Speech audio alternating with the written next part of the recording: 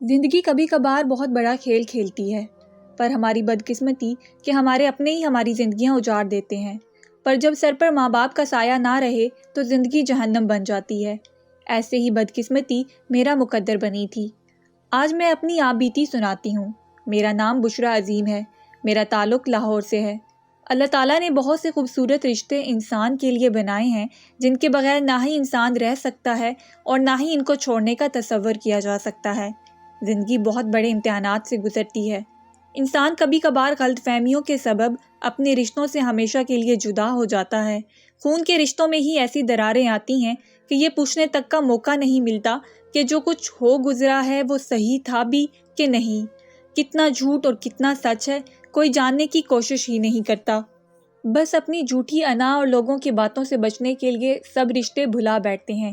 ایسا ہی کچھ میرے ساتھ بھی ہو گزرا ہے۔ جب میں چھوٹی تھی تو میری ماں کا انتقال ہو گیا، جس کے بعد میری دادی مجھے پالنے کو تیار نہ تھیں، جبکہ میری نانی مجھے اپنے پاس رکھنا چاہتی تھیں۔ چونکہ میں ان کی بیٹی کی اکلوتی اولاد تھی، میں ان کو بہت پیاری تھی۔ وہ اپنی بیٹی کی اکلوتی نشانی کو ہرگز ایسے گھر میں نہیں چھوڑنا چاہتی تھیں جہاں اسے پیار کرنے اور سینے سے لگا کے رکھنے والا کوئی نہ ہو، مگر میرے بابا نے انکار کر دیا۔ وہ مجھے خود سے دور نہیں کر سکتے تھے۔ نانی جان نے نہیں بہت سمجھایا کہ وہ دوسری شادی کر کے اپنی زندگی گزاریں اور بیٹی کی فکر کرنا چھوڑ دیں، مگر بابا نہ مانے، اور آخر اس بحث کا یہی نتیجہ نکلا کہ وہ مجھے لے کر نانوں کے ساتھ رہنے لگے تاکہ میری پرورش بھی اچھے سے ہو جائے اور وہ بھی دور نہ ہوں۔ نانی جان اپنی بیٹی کی اولاد کو اپنے پاس رکھ کر بہت خوش تھیں۔ وہ بابا جان کا بھی بہت خیال رکھتی اور وقتاً فوقتاً انہیں مناتی بھی کہ ابھی بہت زندگی باقی پڑی ہے، ابھی تم جوان ہو اور شادی کر لو، مگر بابا اپنی باقی کی زندگی ماما کی یادوں کے سہارے گزارنا چاہتے تھے۔ لیکن ہمارا وہاں رہنا مامی اور خالہ سے ہرگز برداشت نہ تھا۔ میرا وہاں رہنا اور پھر خاص کر بابا کا ساتھ ہونا انہیں کھٹکتا تھا۔ مامی کو تو کبھی بھی کوئی پسند نہ آیا تھا، مگر خالہ جان ان کی چڑ کی وجہ دراصل کچھ یوں ہے کہ بہت سالوں پہلے کی بات ہے جب میری دادی نانی جان کے پاس بڑی خالہ کا ہاتھ مانگنے آئیں اور نانوں نے ہاں بھی کر دی۔ چونکہ بابا میرے ماموں کے بہت اچھے دوست تھے اور میری نانوں سے کئی بار مل چکے تھے، میری نانوں کو وہ بھی بہت پیارے تھے، سو ان کو انکار کرنے کی ضرورت نہ تھی۔ مگر جب دادی رشتہ پکا کر کے گھر آئیں اور بابا کو بتایا تو بابا نے کہا کہ مجھے بڑی نہیں بلکہ چھوٹی والی چاہیے، تو دادی ان کی بات پر بہت غصہ ہوئیں۔ وہ بڑی بیٹی لینا چاہتی تھیں جو کم پڑھی لکھی مگر ہر لحاظ سے بہتر تھیں، مگر بابا کو ماما پسند تھیں۔ وہ خوبصورت تھیں، کافی شرارتی طبیعت کی تھیں۔ دادی کو میری ماما بالکل پسند نہیں تھیں، اور یہی وجہ تھی کہ شادی کے بعد بھی میری دادی نے میری ماں کو برداشت نہ کیا اور ہمیشہ انہیں باتیں سناتیں۔ پھر جب میں پیدا ہوئی تو مجھے بھی بوجھ سمجھ کر اور ماما سے چڑھنے کی وجہ سے کبھی خود کے قریب نہ آنے دیا، تو مجھے پالنے کی غلطی کیسے کر لیتی؟ اور یہی وجہ خالہ کے چڑھنے کے لیے بہت تھی، اور بابا سے اور بھی زیادہ نفرت تھی، جس کی وجہ سے میں ان کی نفرت کی نظر ہو چکی تھی۔ مجھے پودے لگانے کا بہت شوق تھا، اور یہ شوق بھی مجھے نانی جان سے ملا تھا۔ انہیں بھی باغبانی کا بہت شوق تھا، طرح طرح کے پودے اور سبزیاں لگاتی تھیں، اور میں بھی اپنا زیادہ وقت ان کے ساتھ گزارتی تھی۔ سارے گھر میں نانی جان کے ہاتھ کے پودے لگے ہوئے تھے۔ میں نے بھی کیاری میں کچھ پودے لگائے تھے جو کافی محنت کے بعد کیاری سے جھانکنے لگے تھے۔ میں مارے خوشی کے اتنے زور سے چیخی کہ مامی اور خالہ زاد کزن رابعہ کمرے سے باہر نکلی اور مجھے گھورنے لگی۔ اب کیا ہوا، کیوں چلا رہی ہو؟ رابعہ کچھ زیادہ ہی ڈر گئی تھی، مگر جب مجھے کیاری پر جھکے ہوئے دیکھا تو تنزل بولی، واہ یہ تو کمال ہو گیا، ورنہ تم نے جب بھی پودے لگائے ان سے ہمیشہ گھاس پھوس ہی نکلی ہے۔ یہ کہتے ہوئے وہ کمرے میں پلٹ گئی، جبکہ میرا غصے سے سر گھوم گیا۔ میں نے بڑی محنت سے اتنے دن لگا کر کیاریاں بنائی، ان میں بیج ڈالے اور بڑی بے صبری سے پودوں کے نکلنے کا انتظار کرنے لگی۔ اس انتظار کے چکر میں کئی راتوں سے ٹھیک سے سو بھی نہیں پائی تھی۔ میں پہلے بھی کئی دفعہ کوشش کر چکی تھی، جب بھی پھول لگانے کی کوشش کرتی وہاں گھاس اگاتی۔ اتنی کوششوں کے بعد آخرکار میری محنت رنگ لے آئی۔ اتنی دعائیں مانگنے کے بعد آج کیاری میں ہریالی نظر آنے لگی تھی، اور میں یہ سب دیکھ کر اچھلنے لگی۔ میری آوازیں سن کر میرے ماموں کا بیٹا ماجد بھی کمرے سے نکل آیا اور سبزیوں کی کیاریوں کو دیکھ کر بولا، یہ سب کیا ہے؟ پہلے دادی کم تھی سبزیاں اگانے والی کہ اب تم بھی اس کام پر لگ گئی ہو؟ پورے خاندان نے سبزیاں کھلا کھلا کر میری صحت خراب کر دی ہے، کبھی آلو، کبھی بینگن، کبھی کدو، اور ایک مخصوص دن میں 7 رنگی سبزیاں بناتے ہیں۔ اب تو خواب میں بھی سبزیاں نظر آنے لگی ہیں۔ وہ کراہتے ہوئے بولا، تو میں نے کہا کہ تم جو آئے دن آلو کے فرنچ فرائز تو کبھی رول بنواتے ہو، وہ بھی نانی نے بڑی محنت سے لگائے ہیں۔ کبھی خریدنے جاؤ تو عقل ٹھکانے آئے گی کہ کتنی مہنگائی ہو گئی ہے، اور ویسے بھی گھر کی تازہ سبزیاں بازار کی باسی سبزیوں سے کہیں بہتر ہے۔ ماجد میری باتوں سے بچنے کے لیے وہاں سے کھسک گیا اور مامی اپنے بیٹے کو یوں بچتا دیکھ کر بھون کر رہ گئیں۔ میں تو ویسے بھی انہیں شروع سے ہی ناپسند تھی۔ مجھے کچھ کرتی یا نہ کرتی، ان کی نظر میں گندی ہی تھی، اور جب سے نانی جان کا انتقال ہوا تھا ان کا لہجہ پہلے سے بھی بدتر ہو گیا تھا۔ میں ہر وقت سوچتی کہ آخر مامی میرے پیچھے کیوں پڑی رہتی ہیں۔ یہ سمجھ نہ آتی کہ وہ ہمیشہ سے ہی ایسی بدمزاج ہیں، پورے خاندان میں میرے خلاف لگائی بجائی کرتی رہیں، ہر کسی کے سامنے میری برائی کرتی۔ جب میں ان کی باتوں سے چڑھتی تو بابا کہتے وہ ایسی ہی ہیں، بس بیٹا تم اپنی پڑھائی پر دھیان دو، ان کی باتوں پر توجہ نہ دیا کرو۔ کالج جانے کی اجازت نہ تھی تو گھر میں رہ کر پڑھتی تھی۔ پھر بابا نے میرے لیے ٹیوٹر رکھ دیا تاکہ میں ایگزامز کی خوب تیاری کر سکوں۔ امتحان میں صرف 2 ماہ باقی رہ گئے تھے۔ ان کا نام سجاد احمد تھا، دیکھنے میں اچھے خاصے شریف تھے۔ جب بھی پڑھانے آتے تو اپنی نظریں جھکائے رکھتے، مجھے پڑھاتے اور چلے جاتے۔ مجھے پڑھائی میں خاصی دلچسپی نہ تھی، ایف اے جیسے تیسے پوری کی، مگر اب بی اے کی پڑھائی تو میرے لیے آسان نہ تھی۔ باقی کی رہی صحیح کسر میری مامی اور خالہ کی باتیں پوری کر دیتی۔ میں بھی سر سجاد کو خوب تنگ کرتی تاکہ وہ خود ہی چھوڑ جائیں، مگر وہ بھی نام کے پکے تھے، ٹھان لی تھی کہ مجھ جیسی نالائق کو کامیاب کر کے ہی دم لیں گے۔ بابا کو بھی میری نالائکی پر غصہ آتا تھا اور افسوس بھی ہوتا، کیونکہ وہ اپنے زمانے کے ذہین ترین اسٹوڈنٹ تھے اور مجھ پر بھی حیران ہوتے کہ میں آخر کس پر چلی گئی ہوں۔ بابا جس طرح سے اپنا پیسہ مجھ پر لٹا رہے تھے، انہیں میری فکر رہنے لگی تھی۔ وہ اکثر مجھے سمجھاتے، بشرا کچھ بن جاؤ تاکہ اپنے پیروں پر کھڑی ہو سکو۔ مجھے ان کی پریشانی صاف نظر آ رہی تھی۔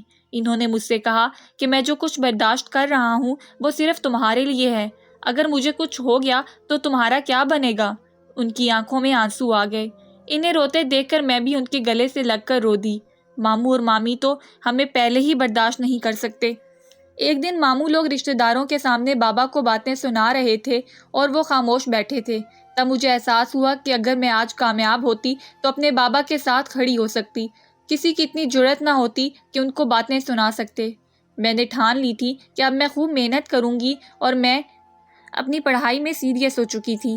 میرا پڑھنا مامی سے برداشت نہ ہوا، کبھی مجھے کاموں میں گرائے رکھتی تو کبھی سر سجاد سے کہتی کہ بشرا تو کہیں گئی ہوئی ہے، تو وہ خاموشی سے واپس چلے جاتے۔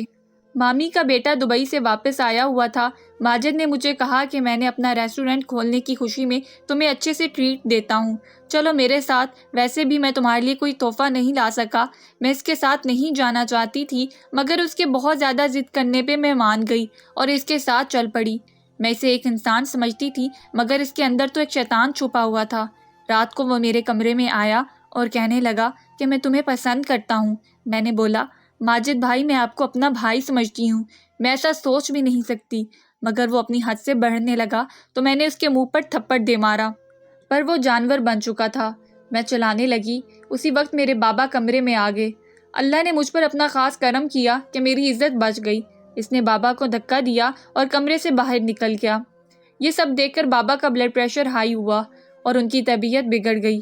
میں نے بابا کو اٹھا کر بیڈ پر لٹایا اور پانی پلانے لگی۔ سب لوگ اپنے کمرے میں تھے، کوئی ہماری طرف نہ آیا، حالانکہ میں نے بہت چیخیں ماری، پر سب انجان بنے رہے۔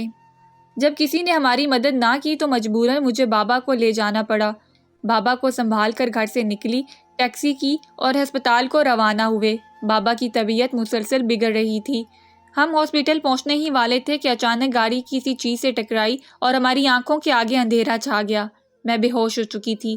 جب ہوش آیا تو میں ہاسپٹل میں تھی۔ ڈاکٹر سے پوچھا تو پتہ چلا کہ بابا کے ایکسیڈنٹ کی وجہ سے فوری موت ہو چکی تھی، پر میرے سر پر شدید چوٹ لگنے کی وجہ سے میں پورا ہفتہ بے ہوش رہی۔ یہ خبر میرے ہوش اڑا گئی۔ بابا کی موت میرے لیے کسی قیامت سے کم نہ تھی۔ ڈاکٹر عزیز بہت اچھے انسان تھے۔ میری طبیعت پوری طرح نہ سنبھلی تھی، مگر ضد کرنے پر وہ مجھے گھر لے گئے۔ جب وہاں پہنچی تو حالات کچھ اور تھے۔ میرے گھر میں داخل ہوتے ہی مامی مجھ پر چیل کی طرح جھپٹی اور مجھے جھنجھوڑنا شروع کر دیا۔ اب کیا لینے آئی ہو بد کردار، کہیں کی باپ کو تو مار چکی ہو، اب کیا ہمیں موت کے منہ میں اتارو گی؟ ان کے الفاظ مجھ پر بجلی کی طرح گر رہے تھے۔ میں سمجھ نہیں پا رہی تھی کہ یہ سب کیا ہو رہا ہے۔ ماموں کی طرف دیکھا تو وہ خاموشی سے تماشا دیکھ رہے تھے، پر بولے کچھ نہیں۔ مجھے صفائی میں کچھ کہنے کا موقع ہی نہیں ملا، کیونکہ مامی اتنا بھڑکا چکی تھیں۔ پورے خاندان میں یہ بات پھیلا دی گئی کہ بشریٰ کسی لڑکے کے ساتھ بھاگ گئی ہے، اور یہی بات اس کے باپ کی موت کی وجہ بنی ہے۔ اس وقت مامی سب سے زیادہ میرے باپ کی ہمدرد تھیں، کیونکہ انہوں نے سب سے ہمدردی جو لینا تھی، اور میں ان کا یہ روپ دیکھ کر بہت حیران رہ گئی کہ کوئی اتنا کیسے بدل سکتا ہے کہ منہ پھاڑ کر کسی پر الزام لگائے اور شرمندہ بھی نہ ہو۔ خاندان والوں کو تو ویسے بھی موقع چاہیے ہوتا ہے بات بڑھانے میں۔ مجھے دیکھتے ہی خسر پھسر کرنے لگے، اور پھر اگلے ہی لمحے مامی نے مجھے بازو سے پکڑ کر گھر سے دھکے دے کر نکال دیا۔ میں ان کی اس حرکت پر ابھی تک حیران تھی اور بے بس بھی، نہ باپ کا آخری چہرہ دیکھ پائی اور نہ ہی ان کی کوئی نشانی لے سکی۔ میں دروازے پر بیٹھی چیختی رہی، موقع مانگتی رہی اور صفائی دیتی رہی، مگر کسی کو مجھ پر ترس نہ آیا۔ کچھ دیر دیکھنے کے بعد ڈاکٹر عزیز نے مجھے سہارا دے کر اٹھایا اور اپنے ساتھ ہاسپٹل لے گئے۔ کچھ دن وہاں رکی۔ جب حالت بہتر ہوئی تو وہ مجھے اپنے گھر لے گئے، کیونکہ وہ جانتے تھے کہ اب میرا کوئی ٹھکانہ باقی نہیں رہا۔ میں ان کے ساتھ نہیں جانا چاہتی تھی، پر خاموش ہونا پڑا، کیونکہ اس کے علاوہ میرے پاس کوئی اور راستہ بھی تو نہ تھا۔ وہ مجھے اپنے گھر لے گئی، اپنی ماں سے ملوایا۔ میں ان کے گلے لگ کر بہت روئی۔ وہ مجھے اچھی خاتون لگیں۔ انہوں نے مجھے گلے سے لگا کر تسلی دی اور مجھے کھل کر رونے دیا۔ 1-2 دن گزرنے کے بعد انہوں نے ہمارا نکاح کروا دیا اور مجھے اپنی بہو بنا کر گھر میں رکھ لیا۔ وہ میرا بہت خیال رکھتی تھیں۔ میں سوچ بھی نہیں سکتی تھی کہ کوئی کتنا اچھا ہو سکتا ہے، وہ بھی غیر ہو کر۔ اب میں وہاں خوش رہنے لگی تھی۔ میرا شوہر میرا بہت خیال رکھتا، اور میری ساس بھی۔ میری ساس پیرنی تھی، وہ لوگوں کی مدد کرتی۔ ان کے پاس بہت سے لوگ آتے دعائیں لینے کے لیے اور چلے جاتے۔ ان کی بچیوں کے لیے اچھے رشتے ڈھونڈ کر ان کی شادی کروا دیتی۔ لوگ ان کی بہت عزت کرتے تھے۔ ایک دن میں نے ایک لڑکی کو دیکھا جو مکمل پردے میں کونے میں چھپی بیٹھی خاموشی سے میری ساس کو دیکھ رہی تھی۔ وہ سب سے پہلے آتی اور سب کے چلے جانے کے بعد آخر میں جاتی، اور جانے سے پہلے میری ساس کا ہاتھ چومتی، دعائیں لیتی اور چلی جاتی۔ میں بہت حیران ہوئی اور متجسس بھی کہ آخر وہ کون ہے جو خاموشی سے بیٹھی رہتی ہے اور بغیر کچھ کہے چلی جاتی ہے، اور کیوں آتی ہے؟ آخر اس سب کا مقصد کیا ہے؟ اور میں یہ راز جاننا چاہتی تھی۔ وہ پچھلے کچھ مہینوں سے روزانہ تو نہیں، لیکن بہت مرتبہ آ چکی تھی۔ میں نے اپنی ساس کو ایک دن کام کے بہانے گھر سے بھیجا اور خاموشی سے چادر لپیٹ کر ان کی جگہ بیٹھ گئی۔ اسی دوران وہ لڑکی آئی، اس نے میرا ہاتھ پر بوسہ دیا تو میں نے فوراً اسے اس کے چہرے سے چادر اتار دی۔ جب میں نے دیکھا تو میں حیران رہ گئی۔ وہ تو میری نند فرحہ اور عزیز کی دودھ شریک بہن تھی، جس کے بارے میں بتایا گیا کہ وہ 3 سال پہلے جل کر مر چکی تھی۔ اس کا چہرہ اتنی بری طرح جلا تھا کہ اس کی لاش کا پتہ بھی نہیں چل پا رہا تھا۔ مجھے اچانک دیکھ کر بخلا گئی اور بولی، بھابھی آپ کو آپ کے ہونے والے بچے کا واسطہ کسی کو میرے بارے میں مت بتانا، ورنہ سب کی عزت خاک میں مل جائے گی۔ پھر وہ رو کر اپنا حال سنانے لگی۔ اس نے بتایا کہ وہ لاش میری نہیں بلکہ کسی اور کی تھی۔ ہم نے جھوٹ بولا تھا تاکہ سب خاندان والوں کو یقین دلا سکیں کہ میں مر چکی ہوں۔ دراصل بات کچھ یوں ہے کہ مجھے میری ماں کی وفات کے بعد خالہ نے گود لیا تھا۔ انہوں نے پورے 15 سال اپنے بیٹے کے ساتھ مجھے پالا تھا۔ جب میں سکول جاتی تھی تو میری دوست ہینا کا بھائی اسے چھوڑنے آتا تھا۔ میں روزانہ سکول سے واپسی پر اسے دیکھتی تھی۔ وہ مجھے اچھا لگنے لگا تھا اور دیکھتے ہی دیکھتے مجھے محبت ہو گئی۔ مگر ہمارے خاندان کا رواج تھا کہ ہمارے ہاں لڑکیوں کی غیر لوگوں میں شادی نہیں کی جاتی، مگر میں دل کے ہاتھوں مجبور ہو کر روزانہ چھپ چھپ کر اسے ملتی رہی۔ جب بابا کو پتہ چلا تو انہوں نے جاسم کو تہہ خانے میں بند کر دیا اور بہت بری طرح مارا اور بھوکا رکھا۔ وہ نڈھال ہو گیا تھا۔ مجھے میرے باپ کے پاس واپس بھجوا دیا۔ بابا ہمارے علاقے کے بڑے سردار تھے جن کا فیصلہ کوئی نہیں ٹال سکتا تھا۔ ان کا فیصلہ اٹل ہوتا تھا۔ انہوں نے فیصلہ سنا دیا کہ اب بہت جلد میری شادی خاندان میں کر دی جائے گی۔ جس کے ساتھ میرا رشتہ طے پایا تھا وہ شخص میرے باپ کی عمر کا تھا۔ جب میری ماں کو پتہ چلا تو انہیں بہت تکلیف ہوئی۔ جب انہیں پتہ چلا کہ جاسم کوئی اور نہیں بلکہ وسیم علی کا بیٹا ہے تو انہوں نے جاسم کو خاموشی سے اپنے ملازم کو بھیج کر آزاد کروا دیا اور اسے کسی ایسے علاقے میں چھپا دیا۔ بہت پہلے میری ماں کو بھی ایسے ہی ایک شخص سے محبت ہوئی تھی، مگر جب ان کے گھر والوں کو پتہ چلا تو ان کی شادی بابا سے کرا دی گئی۔ وہ ان کی پرواہ نہیں کرتے تھے، ہمیشہ ان سے سخت لہجے میں بات کرتے تھے۔ میں نے کبھی انہیں ماما کے ساتھ ہنستے بولتے ہوئے نہیں دیکھا تھا۔ ان کا ہر کام ان کے خاص ملازم کیا کرتے تھے جو بابا نے شادی کے بعد ان کے لیے رکھے تھے۔ وہ ملازم چاچا ماما کے بہت وفادار تھے اور ماما نے ان کی بیٹی کے لیے بہت اچھا لڑکا ڈھونڈنے کے جہیز کے ساتھ ان کی بیٹی کی شادی کروائی تھی، جس کی وجہ سے وہ ان کے اور بھی زیادہ احسان مند ہو گئے تھے۔ ماما اپنا ہر خاص کام انہی سے کرواتی تھیں۔ پھر ماما نے جاسم کے والد کو پیغام بھجوایا کہ آپ کا بیٹا میری بیٹی سے شادی کرنا چاہتا ہے تو خاموشی سے ان کی شادی کروا دوں گی۔ میں بس آپ کو بتانا چاہتی ہوں تاکہ آپ کا بیٹا مرا نہیں ہے بلکہ زندہ ہے اور محفوظ جگہ پر ہے۔ پھر ملازم چاچا نے مجھے میرے باپ کے گھر سے لیا اور جاسم کے ساتھ نکاح پڑھوا کر کسی گاؤں میں بھیج دیا۔ اسی دوران چاچا نے گاڑی کو آگ لگا کر خبر پھیلا دی کہ میں جل کر مر گئی۔ تب تک میری ماما نے رقم دے کر ہمارے کاغذات تیار کروائے اور ہمیں باہر کے ملک میں بھیج دیا۔ میں کافی عرصہ وہاں رہی۔ میں ہر وقت اپنی ماں یاد کرتی تھی اور روتی رہتی تھی۔ مجھے ان کی اور عزیز بھائی کی بہت یاد آتی تھی۔ میں ان کے بغیر نہیں رہ سکتی تھی، مگر کیا کر سکتی تھی، حالات نے مجبور کر دیا تھا۔ بہت عرصے بعد ہم واپس آئے تو بابا مر چکے تھے، سب نارمل ہو چکا تھا، مگر میں ابھی بھی دنیا کے سامنے مری ہوئی تھی تو کسی تعلق رکھنے کے قابل نہ تھی۔ ایک دن میں چائے لے کر اپنے سسر کے کمرے میں گئی تو میں نے اپنے شوہر کو باپ سے بات کرتے ہوئے سنا، بابا اب ہمیں فرح کو حقیقت بتا دینی چاہیے، اب ہم مزید نہیں چھپا سکتے۔ میں سب سن کر حیران رہ گئی۔ جب میرے شوہر نے مجھے دیکھا تو مجھے پاس آ کر بیٹھنے کا اشارہ کیا۔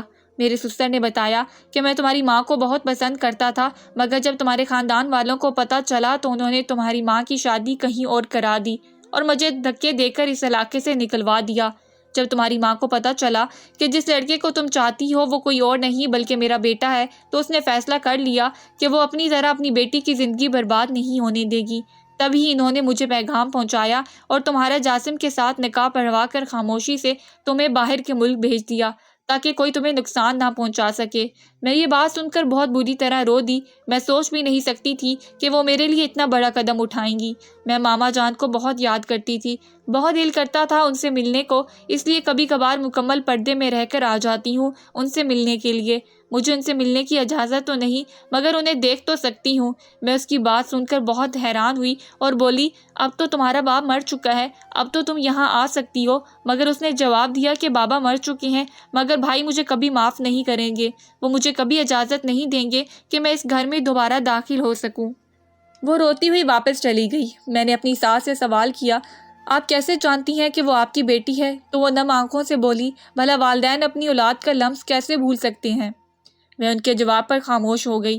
جب عزیز گھر آئے تو میں نے ان سے پوچھا کہ اگر ہماری بیٹی پیدا ہوئی اور اس سے کسی سے محبت ہو جائے تو آپ کیا کریں گے؟ آپ اسے بھی یہی سزا دیں گے جو آپ کے خاندان والے دیتے ہیں؟ تو وہ خاموش ہو گئے۔ انہوں نے کہا، میں پہلے دن سے جانتا ہوں کہ میری بہن یہاں ملنے آتی ہے، مگر میں ایک کمزور انسان ہوں جو اپنے رسم و رواج کو اور اپنے خاندان کو نہیں چھوڑ سکتا اور نہ ہی ان کے خلاف لڑ سکتا ہے۔ اسی لیے بہتر یہی ہے کہ وہ خاموشی سے دیکھ کر چلی جایا کرے اور اس گھر میں گھسنے یا کسی سے تعلق رکھنے کی اجازت میں اسے نہیں دے سکتا۔ کئی سال گزر چکے ہیں، آج بھی وہ غیروں کی طرح چھپ کر کبھی کبھار آتی ہے اور چھپ کر چلی جاتی ہے، مگر کسی سے مل نہیں سکتی۔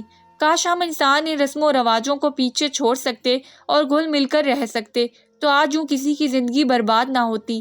میں ہسپتال میں پڑی تھی، مجھے ڈرپ لگی ہوئی تھی اور میری ساس ہمارے بیٹے کو گود میں لیے پیار کر رہی تھی۔ ہم 3 دن ہو چکے تھے اور آج ہمیں گھر واپس جانا تھا۔ میں فارغ ہو کر کمرے سے نکلی تو سامنے ایک نیم پاگل عورت بیٹھی تھی، پھٹے پرانے کپڑے، میلے بال، میلی سی صورت لیے بیٹھی تھی اور ساتھ میں ایک لڑکی نرس کی طرح منت کر رہی تھی کہ وہ فیس نہیں دے سکتی، مہربانی کر کے اس کا علاج کر دیں۔ میں پیسے دینے کے لیے قریب گئی تو میری آنکھیں کھلی کی کھلی رہ گئیں۔ وہ عورت میری مامی اور ساتھ میری خالہ کی بیٹی رابعہ تھی۔ انہیں دیکھ کر میرا دل چاہتا تھا کہ سب کے سامنے ان کی عزت 2 کوڑی کی کر دوں، مگر میں ان جیسی بدلحاظ نہ تھی۔ اپنے بڑھتے قدم روکے اور واپس چلی گئی کیونکہ اب میرا ان سے کوئی واسطہ نہ رہا تھا۔ ہماری ویڈیو اگر آپ کو پسند آئے تو ضرور لائک کیجئے، اپنی رائے دینا چاہیں تو کامنٹس کیجئے، اچھی لگے تو شیئر کیجئے۔ اس کے ساتھ ساتھ اگر آپ نے ہمارا چینل سبسکرائب نہیں کیا تو ضرور کیجئے اور بیل آئیکن پر لازمی کلک کیجئے تاکہ ہماری ہر آنے والی ویڈیو بر وقت آپ تک پہنچتی رہے۔